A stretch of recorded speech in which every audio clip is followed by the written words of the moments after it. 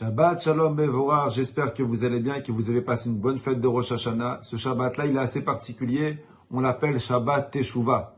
C'est le premier Shabbat de l'année, c'est le Shabbat des résolutions. Vous savez, sur toutes les fêtes que Akadosh Baruch Hu nous a demandé de respecter, il y a toujours une mitzvah qui va accompagner la fête. Cette mitzvah-là, le but de cette mitzvah-là est de nous aider à mieux ressentir la fête, à vivre la fête.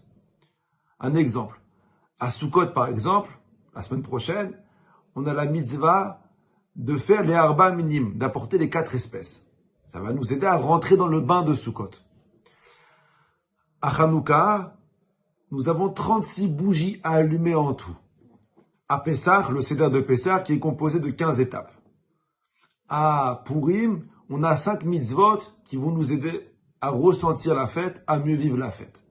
Ce qui est assez intéressant, c'est que Rosh Hashanah, qui est censé être la fête mère, puisque c'est le début de toutes les fêtes, c'est grâce à Rosh Hashanah qu'on peut fêter les autres fêtes. Il y a une petite mitzvah qui nous aide à ressentir la fête. La mitzvah qui est le shofar. Un petit instrument de musique qu'on nous demande de sonner les 2 jours de Rosh Hashanah. Et la question que tout le monde peut se poser, comment ça se fait que la fête la plus importante, la première des fêtes, la seule mitzvah qu'on te demande de faire, c'est un seul shofar? Je sais pas moi, si c'était moi qui devais programmer, écrire les fêtes, j'aurais dit à Rosh Hashanah, tu veux sonner du shofar pour te rappeler de Yitzhak Avinu, Bekef, un orchestre de shofar, un orchestre de shofar, 300 shofars, et que tout le monde sonne du shofar, mais que si à Hanouka 36 bougies, alors il faut minimum 36 shofars. Pourquoi un seul shofar? Un tout petit shofar. Et c'est dans le cas où le chazan, il arrive bien à sauter. Il suffit comme quoi, il n'a pas de souffle, où il bug le pauvre, on entend encore. Pourquoi?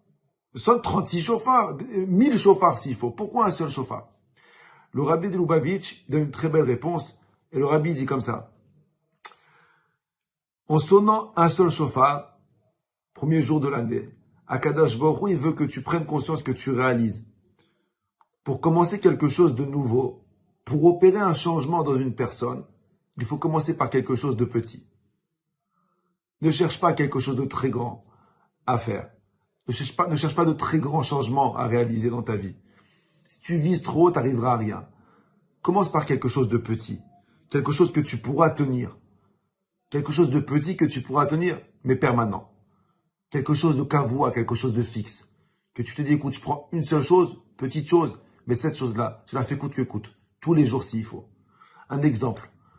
À Shayatza, quand on sort des toilettes. Vous voyez, derrière moi, j'ai toujours ce petit papier-là avec la bracha. Pourtant, la bracha, je la connais par cœur. Mais j'essaie de la faire dans les mots. Faire à Shayatza quand on sort des toilettes. Mais pas une fois sur 2, non. Kavua, fixe. Je prends sur moi de faire chaque fois que je sors des toilettes à Shayatza. Birkat Amazon, après les repas. Pas seulement le Shabbat. Chaque fois que je mange du pain, je fais Birkat Amazon.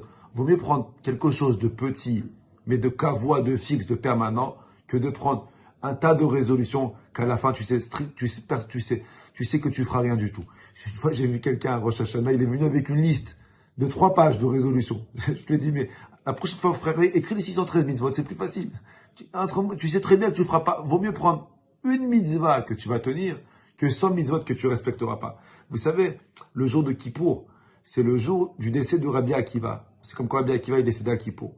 Pour ceux qui connaissent un petit peu l'histoire, Rabbi Akiva, il est né pas religieux et il a commencé à étudier à l'âge de 40 ans, mais il n'arrivait pas à retenir ce qu'il étudiait.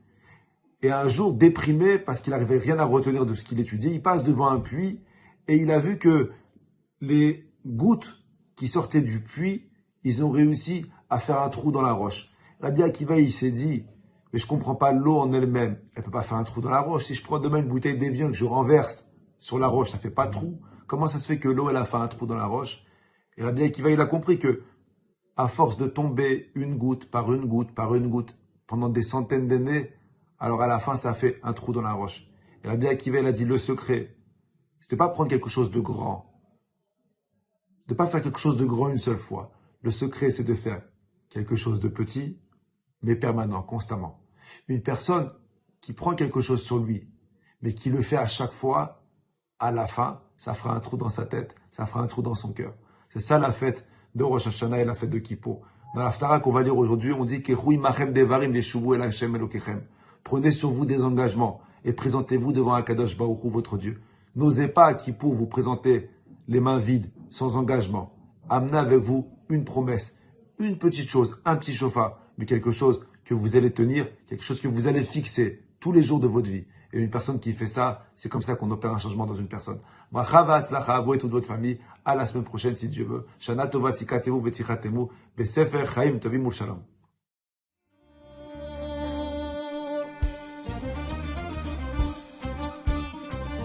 احنا جايين من كل مكان للصويرة زينة البلدان نزورو ونرجع فرحان كالضبيل وللهيلولة حرب السلاح وطوم حيلة نضربو شوفار هاد الليلة احنا جايين من كل مكان للصويرة زينة البلدان نزورو ونرجع فرحان